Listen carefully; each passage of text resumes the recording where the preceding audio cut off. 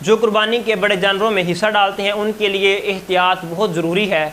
دیکھا جائے گا ساتھ شراکت دار کون ہے، اگر بد مذہب ہے تو پھر آپ کی قربانی نہیں ہوگی۔ وہابی کے ساتھ مشترکہ قربانی کرنا کیا؟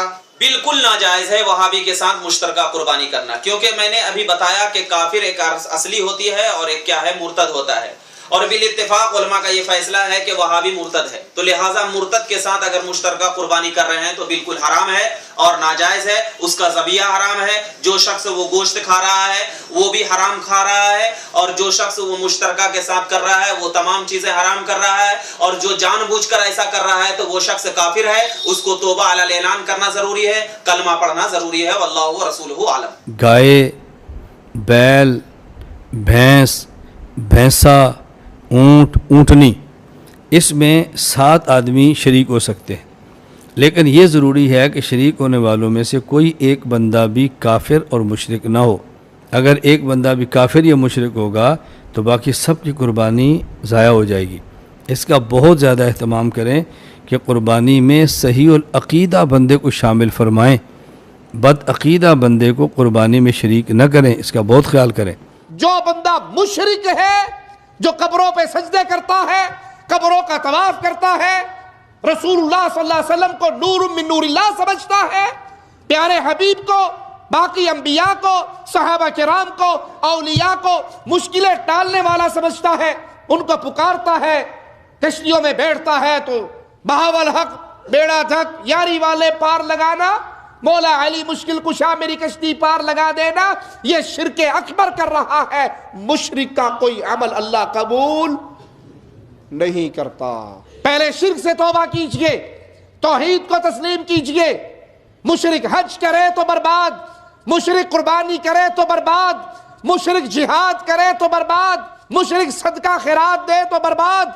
مشرک کا کوئی عمل اللہ قبول حالت شرک میں نہیں کرتا جب تک وہ شرک سے برات نہ کر لے۔ سوال یہ کہ اہل حدیث کا موقف ہے کہ اگر کوئی ایک بندہ بھی کلمہ گو مشرک گائے کے 7 حصوں میں شامل ہو جائے تو باقی 6 حصے مردود ہو جائیں گے۔ سیم یہی جذبات بریلوی حضرات ان کے بارے میں رکھتے ہیں کہ بد مذہب کی شمولیت سے باقیوں کی قربانی ضائع ہو جائے گی، تو آپ کا اس کے بارے میں کیا موقف ہے؟ اور قربانی کے احکام و مسائل پہ کوئی لیکچر ہو تو وہ بھی بتا دیں۔ قربانی کے احکام و مسائل پہ میرا ڈیٹیل لیکچر ہے، قربانی کا فلسفہ، اس کی اہمیت اور 17 فقہی احکام و مسائل، مسئلہ نمبر 52۔ آپ قربانی اور ساتھ انجینئر محمد علی مرزا لکھیں تو وہ آپ کے سامنے ویڈیو کھل کے آ جائے گی۔ قربانی سے ریلیٹڈ دنیا جہان کا کوئی مسئلہ تھا، چاہے وہ جدید تھا یا قدیم تھا، میں نے مینیجیبل فارم میں قرآن و سنت کے دلائل کے ساتھ اسے کور کیا۔ اب اس میں مزید ویلیو ایڈیشن کر دیا ہمارے غلام محی الدین بھائی نے، انہوں نے جو چینل بنایا ہوا ہے راہ ہدایت کے نام سے، اس پہ انہوں نے میری انہی ویڈیوز کے چھوٹے چھوٹے کلپ کاٹ کے اور باقاعدہ احادیث کے جے پی جیز بھی ڈسپلے کروا دی ہیں۔ جو میں نے صرف حدیثوں کے نمبر بتائے تھے، حدیثیں بیان کی تھیں، وہ انہوں نے انہی نمبر سے حدیثیں اٹھا کے ڈسپلے بھی کروا دی ہیں، اور وہ انشاءاللہ تعالیٰ کچھ کلپس اس کے اپلوڈ ہو چکے ہیں، ہو جائیں گے انشاءاللہ، تو وہ اویلیبل ہیں۔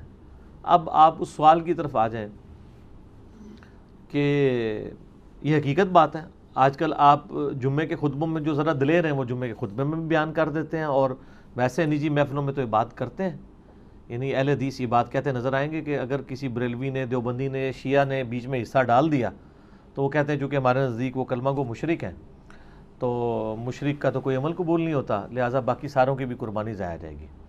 اور بریلوی اس کے اگینسٹ جو ٹرمز استعمال کرتے ہیں وہ بد مذہب استعمال کرتے ہیں۔ وہ کہتے ہیں اگر کوئی بد مذہب، کوئی نجدی، کوئی گستاخ آپ کے گائے کے حصے میں شامل ہو گیا تو باقیوں کی بھی قربانی ضائع جائے گی۔ تو سر دیکھ لیں، دونوں طرف سیم جذبہ ہی پایا جاتا ہے، ٹھیک ہے نا، فرق تو کوئی نہیں، ایک بیماری ہے جو مختلف شکل میں نظر آ رہی ہے۔ تو یہ دونوں کی جذباتی ڈاکٹرائن ہے، اس کا ریلیجن کے ساتھ کوئی قطعاً لینا دینا کچھ نہیں ہے۔ اگر کوئی اتنا دلیر ہے نا تو یہ قربانی کے چکروں کو چھوڑ کے نا سب سے پہلے جو ہے وہ اسمبلی میں قرارداد لے کے آئی جائے، یا کئی سپریم کورٹ میں پٹیشن فائل کی جائے کہ اہل حدیث یہ پٹیشن فائل کریں کہ جی ہمارے نزدیک ہمارے علاوہ جتنے کلمہ گو ہیں، ان مشرک ہیں، ان کو اسلام سے باہر نکالیں اور صرف اہل حدیث کو مسلمان ڈکلیئر کیا جائے، اور جو باقی ہیں وہ اہل حدیث کے خلاف کر دیں۔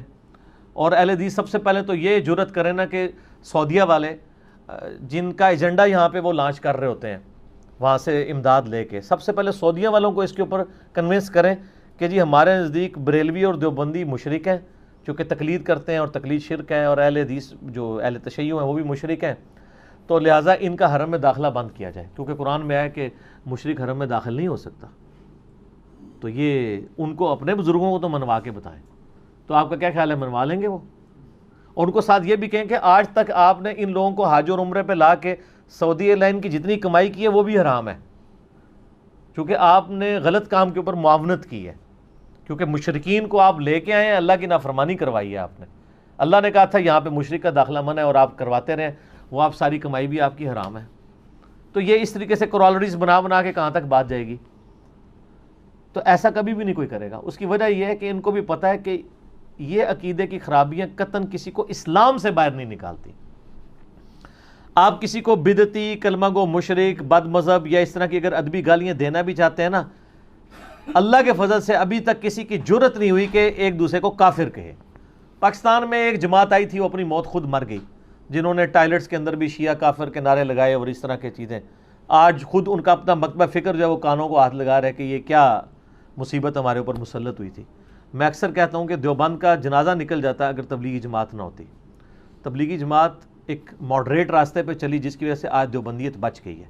ادروائز جس طریقے سے دیوبندیت ہائی جیک ہوئی تھی دہشت گرد تنظیموں کے ہاتھوں، جنہوں نے سنی شیعہ یہاں پہ اختلاف شروع کیا، اس کا اعلیٰ کار نہ تو بریلوی بنے تھے نہ اہل حدیث بنے تھے، دیوبند کے لوگوں کو انہوں نے یوٹیلائز کیا۔ یہ سارا بیڑا غرق ہو جاتا اگر تبلیغی جماعت نہ ہوتی۔ تبلیغی جماعت نے کافی حد تک ان کی ساکھ کو بچایا۔ تو یہ بھی لوگ اب اپنی موت مر چکے ہیں، آپ کو پتہ ہے۔ اب تو صورتحال پاکستان میں اس وقت اس حوالے سے فضا جو ہے وہ کافی جو ہے وہ سازگار ہے، اللہ کا شکر ہے، ضرب عضب کے بعد یا یہ رد الفساد کے بعد۔ میں تو پرسنلی بہت خوش ہوں، اس کی وجہ ہے کہ ہمارے لیے تو بس اسٹیبلٹی نہیں تھی ان مولویوں کے، یعنی ان مگرمچھوں کے ہوتے ہوئے کہ ہم دعوت و تبلیغ کا کام کر سکتے، یہ فوراً چڑھ دوڑتے تھے۔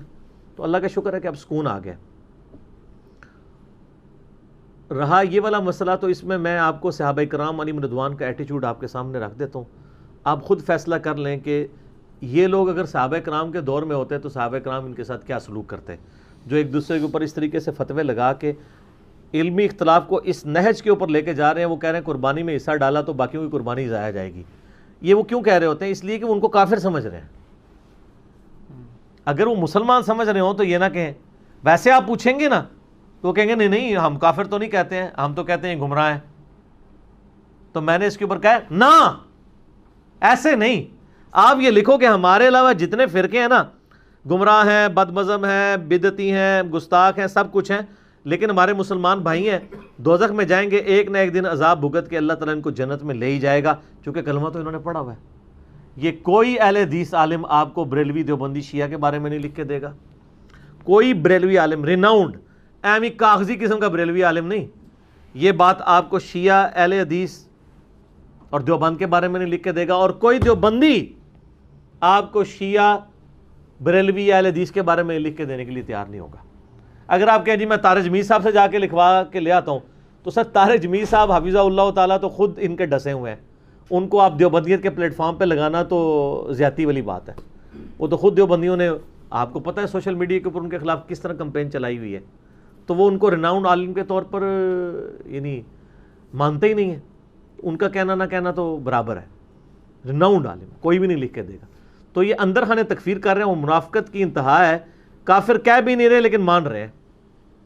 ہم تو ڈنکے کی چوٹ پہ کہہ رہے ہیں نا کہ ان کے نظریات گمراہ کن ہیں، لیکن ہمارے مسلمان بھائی ہیں، ہم ان کے پیچھے نمازیں بھی پڑھتے ہیں، ان کو چندے بھی دیتے ہیں۔ یہ بھی جڑے بنے نا، یہ بات کریں نا کہ ہمارے نزدیک کافر ہیں، نہ ہم ان کو چندہ دیں گے، نہ نماز پڑھیں گے، نہ قربانی میں حصہ ڈالیں گے۔ کافر کا لفظ نہیں بولتے ہیں، اپنی پبلک کو یہ کہانیاں کرواتے رہتے ہیں۔ اور انہی علماء کے پاس جب آپ جا کے چندہ، انہوں نے کبھی کسی چندہ باکس کے بعد لکھا ہے کہ یہاں دوسرے فرقے کا بندہ پیسے نہیں ڈال سکتا مسجد میں؟ لکھنا چاہیے نا۔ یا آپ چٹ کٹوانے کے لیے جاتے ہیں تو آپ سے پوچھتے ہیں آپ کا مسلک کون سا ہے، چیک کرنا ہے، آپ 10 لاکھ روپے لے کے چلے جائیں، ساروں کی توحید اور عشق رسول باہر آ جائے گا۔ ساڈے کول تو پھر اس طرح نہیں گلاں دینا، کیوں؟ کیونکہ نہ میں وہابی، نہ میں بابی، میں ہوں مسلم علمی کتابی۔ تو یہ ایسا ہی ہوگا، ان کا سارا عشق باہر آ جائے گا، ان کی ساری توحید باہر آ جائے گی۔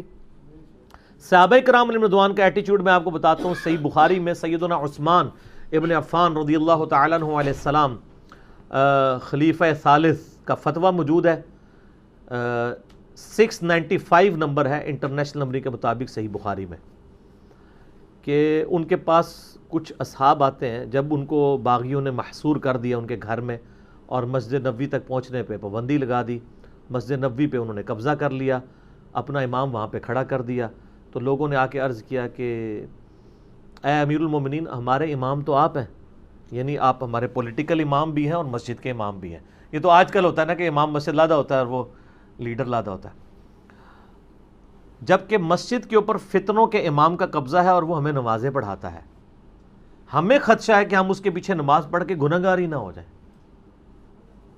تو سیدنا عثمان جو سب سے زیادہ افیکٹو تھے اس کی وجہ سے، محصور وہ ہوئے تھے، ٹھیک ہے جی، تکلیف وہ گزار رہے تھے، تو ان کو تو فوراً غصہ نکالنا چاہیے تھا، ہاں جی بالکل نماز نہ پڑھو نہ پیچھے۔ تو انہوں نے کہا نماز ہی مسلمانوں میں ایک نیکی کا کام ہے، نیکی کے کاموں میں ان کا ساتھ دو، برائی میں ان سے الگ رہو۔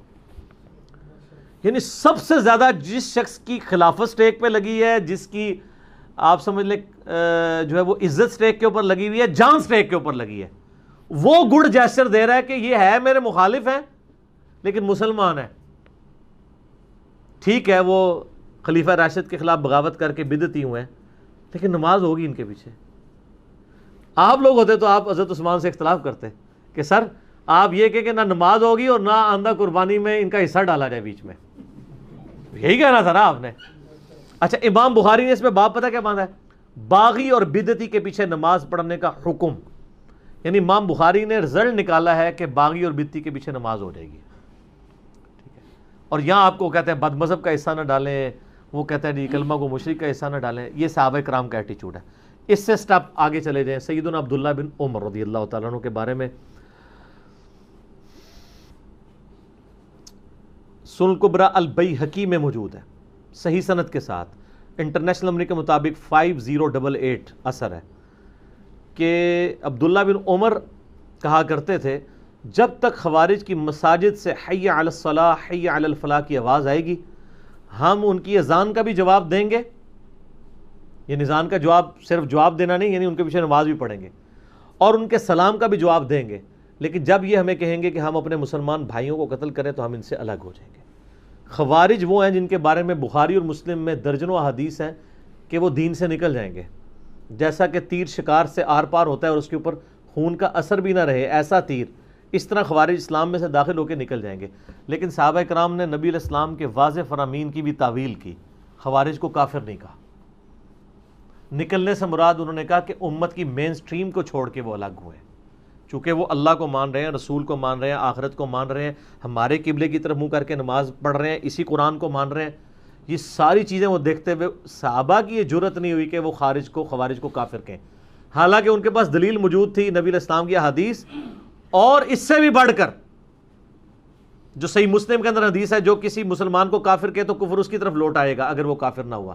خوارج تو اعلانیہ طور پر صحابہ کو کافر کہتے تھے، اس کے باوجود صحابہ کرام اس کو دلیل تو بنا سکتے تھے نا کہ چونکہ ہمیں کافر کہتے ہیں اور ہم تو ہیں صحابہ لہذا یہ کافر ہو گئے۔ تو آپ 1400 سال بعد جن باتوں کے اوپر جھگڑ رہے ہیں، صحابہ کرام کی عصمت کے نام کے اوپر آپ مسلمانوں کا قتل عام کر رہے ہیں، لوگوں کے اوپر کفر و شرک کے فتوے لگا رہے ہیں، وہ صحابہ جب زندہ تھے ان کے منہ کے اوپر جن لوگوں نے ان کو کافر کہا نا، صحابہ نے تو ان کو بھی کافر نہیں کہا۔ تو آج اگر صحابہ کے بارے میں کوئی بد زبانی کرتا ہے تو آپ اس بنیاد پہ ان پہ کفر کا فتویٰ لگائیں گے؟ نہیں، آپ ان کی اصلاح کی کوشش کریں گے۔ کفر نام ہے اللہ، رسول، آخرت، قرآن کے انکار کا۔ جب آپ کسی کو اسلام میں داخل کرتے ہیں تو کیا اسے لا الہ الا اللہ محمد رسول اللہ کے ساتھ ابو بکر ولی اللہ، عمر ولی اللہ، عثمان ولی اللہ، علی ولی اللہ پڑھاتے ہیں؟ جن کے بارے میں مشہور ہے ان سے بھی پوچھ رہے ہیں، وہ بھی کہتے ہیں ہم نہیں پڑھاتے، یہ تو ہمارا نعرہ ہے۔ جیسے آپ کہتے ہیں خلافت راشدہ حق چار یار، ہم علی ولی اللہ کہتے ہیں، یہ ہمارے کلمے کا حصہ نہیں، نماز میں ان کا بھی کوئی نہیں پڑھا جاتا۔ تو اسلام میں داخل کرنے کے لیے جن چیزوں کا اقرار ضروری ہے نا، اسلام سے نکالنے کے لیے بھی انہی چیزوں کا انکار ضروری ہے۔ شخصیات کے انکار سے کوئی شخص اسلام سے باہر نہیں نکلتا، اللہ، رسول، آخرت، قرآن کے انکار کرنے سے، ان کی چیزوں کا انکار کرنے سے انسان اسلام سے باہر نکلتا ہے۔ لہٰذا یہ جتنے بھی مکاتب فکر ہیں اہل سنت کے، جتنے بھی مکاتب فکر ہیں، حنفی، شافعی، مالکی، حنبلی یا بریلوی، دیوبندی، اہل حدیث یا اہل تشیع میں بھی اثنا عشری ہوں، زیدیہ ہوں، یہ سب کے سب مسلمان ہیں۔ اپنی تمام تر گمراہیوں کے باوجود آپ ان سے علمی اختلاف رکھیں، ان کے پیچھے نمازیں پڑھیں، ان کے ساتھ نکاح والے معاملات کریں، اہل کتاب جتنا تو کم از کم ان کو درجہ دیں، اور یہ سارے معاملات لے کے چلیں۔ البتہ جو مسلمانوں نے اجماع کے ساتھ جن مکاتب فکر کو اسلام سے نکالا ہے، جیسا کہ اہل سنت میں سے ایک ٹوٹا ہوا گروہ ہے قادیانی، جو اپنے آپ کو احمدی کہتے ہیں، اور یہ مسلمانوں کو بھی چاہیے ان کو احمدی نہ کہا کریں، یہ احمدی نہیں ہے، یہ قادیانی ہے۔ تو ویسے بھی اس کا نام غلام احمد قادیانی تھا، احمد قادیانی تو نہیں تھا۔ اس کے ماں باپ نے تو اس کو نبی الاسلام کے غلام کے طور پہ رکھا تھا، وہ کیا پتا تھا کہ بعد میں یہ کیا چیز بن کے نکلے گی۔ تو قادیانی اہل سنت میں سے ٹوٹا ہوا ایک فرقہ ہے جس کی تکفیر پاکستان میں آئین کے اندر شامل ہو چکی ہے کہ یہ کافر ہے، کیونکہ انہوں نے بہت بڑا اختلاف کیا۔ دوسرا اہل تشیع کا ایک آف شوٹ ہے، یہ تو سب کانٹیننٹ میں پائے جاتے ہیں قادیانی، بریلوی، دیوبندی، اہل حدیث، شیعہ، یہاں کے انڈیا، پاکستان، بنگلہ دیش کے ان سے متاثرین ہیں۔ شام کے اندر ایک اہل تشیع کا گروہ ہے نصیریہ، جس کی اب کچھ یعنی یہاں پہ بھی ان کی شیطنت پھیلنا شروع ہو گئی ہے، جو سیدنا علی کے لیے الوہیت کلیم کرتے ہیں، علی اللہ کہتے ہیں، نعوذ باللہ، ائمہ اہل بیت کے نام لیتے ہیں تو حسین جل جلالہ، نعوذ باللہ۔ تو یہ سیدھے سیدھے کافر ہیں، ان کو تو شیعہ علماء نے خود کافر ڈکلیئر کیا ہے۔ تو یہ نصیریہ یہ والے ایسے ہیں کہ جن کے بارے میں آپ یعنی وثوق سے کہہ سکتے ہیں، باقی جو ہیں وہ مسلمان ہی ہیں۔ آپ مولویوں کے فتووں کو چھوڑیں، آپ خلیفہ راشد سیدنا عثمان ابن عفان رضی اللہ تعالیٰ عنہ علیہ السلام اور سیدنا عبداللہ ابن عمر رضی اللہ تعالیٰ عنہ علیہ السلام کے فتاویٰ کے اوپر چلیں، اور مولا علی کا بھی آپ فتویٰ لے لیں۔ دیکھیں خوارج سے سب سے زیادہ تکلیف سیدنا علی کو پہنچی ہے، ٹھیک ہے جی۔ المصنف ابن ابی شیبہ میں موجود ہے، المستدرک الحاکم میں موجود ہے۔ مولا علی سے پوچھا گیا کہ بتائیے یہ خوارج جو ہیں یہ کافر ہیں، تو ان کا یہ کافر نہیں ہے، یہ کفر ہی سے تو بھاگے ہیں، انہوں نے یہ گمان کیا کہ میں کفر میں مبتلا ہوا ہوں تو اس لیے مجھے چھوڑ گئے، اپنے زوم میں انہوں نے سمجھا۔ تو پوچھا گیا یہ منافق ہے، انہوں نے کہا منافق تو نہیں ہے، قرآن تو کہتا ہے منافق تو بڑی اللہ کا کم ذکر کرتے ہیں، یہ تو بڑی لمبی نمازیں پڑھتے ہیں، اگر یہ منافق ہوتے۔ دیکھیں آپ لوگوں سے آپ کے مخالفین کے بارے میں پوچھا جائے تو پڑھ کے رکھ چھڑ دو، یہ دنیا میں کون سا انسان ہے جو اپنے مخالفین کی جو خوبیاں بیان کر رہا ہے؟ یہ نبی علیہ السلام کی تربیت کا نتیجہ ہے، اور تکفیر کے آگے بند ہے، کہا مشرک بھی نہیں، کافر بھی نہیں، منافق بھی نہیں۔ پھر پوچھا کہ بتائیں یہ کون ہے؟ تو انہوں نے کہا یہ ایک جماعت ہے ایسی جس نے ہم سے بغاوت کی، ہمارے بھائی تھے، بھگوڑے ہو گئے، کیونکہ اگر وہ کافر بھی نہیں، منافق بھی نہیں، تو تیسری کیٹیگری مسلمان ہی بچتی ہے۔ یعنی ہمارے دین اسلام میں جب ہم ڈسکشن کرتے ہیں، لوگوں کی کیٹاگرائزیشن کرتے ہیں، تو ہم کہتے ہیں یا بندہ مسلمان ہوگا، مسلم یا مومن، یا بندہ منافق ہوگا، اور یا کافر ہوگا۔ تو مولا علی کہہ رہے ہیں وہ نہ کافر اور مشرک ہیں نہ منافق ہیں، تو مسلمان ہوئے۔ ہماری ایک قوم ہے جس نے ہمارے ساتھ بغاوت کی ہے۔ تو یہ تین صحابہ کا آپ ایٹیچیوڈ دیکھ لیں، ان تین فرقوں کو اب آپ دیکھ لیں، بریلوی، دیوبندی، اہل حدیث کو، جو صحابہ کرام کے نام کے اوپر چندے کھا رہے ہیں، کہ ان کا ایٹیچیوڈ وہی ہے۔ اور یہ مجھے پتا ہے یہ جمعے آج کل پڑھانے شروع ہو جاتے ہیں اس کے اوپر کہ جی کسی بد مذہب کا حصہ نہ ڈالیں، یہ نہ کریں، وہ نہ کریں۔ پھر جب انہوں نے آپ کی چمڑیاں اتارنی ہوتی ہیں کسی پولیٹیکل جماعت کو بنا کے، پھر یہ سارے ہاتھوں میں ہاتھ ڈال کے ایسے سٹیج کے اوپر چڑھے ہوتے ہیں کہ آگے جیسی سارے رل کے تھوڑے کو چندے لواں گے، تھوڑی چمڑیاں لواں گے، اور جیسے ہی اپنی اپنی مسجدوں میں جاتے ہیں پھر اختلاف کی باتیں شروع کر دیتے ہیں۔ وہ مجھے غامدی صاحب کی بات یاد آئی، ان کو ایک ٹی وی پروگرام میں بلایا گیا تو ان سے پوچھا گیا کہ فرقہ واریت کا حال کیا ہے؟ تو انہوں نے کہا فرقہ واریت کا حال یہ ہے کہ ہمارے علماء جو ٹی وی چینلز پہ بیٹھ کے میٹھی میٹھی باتیں کرتے ہیں نا، یہی میٹھی میٹھی باتیں جمعے کے خطبوں میں بھی شروع کر دیں تو فرقہ واریت ختم ہو جائے گی۔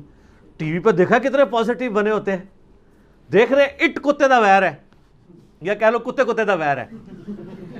ظاہر ہے وہ قرآن پاک میں دیکھیں نا، سورۃ الاعراف کی 175 نمبر آیت میں ہے نا کہ جو علماء سو ہیں وہ کتے کی مثال ہے، یہ قرآن کی مثال ہے۔ اور ابو داؤد میں حدیث ہے کہ میری امت میں 72 فرقے دوزخ میں جائیں گے، اور وہ اہل بدعت ایسے ہوں گے کہ جیسا ان کو باولا کتا کاٹ جائے اور اس کے حلق اس کے ایک ایک رگو ریشے میں پہنچ جائے۔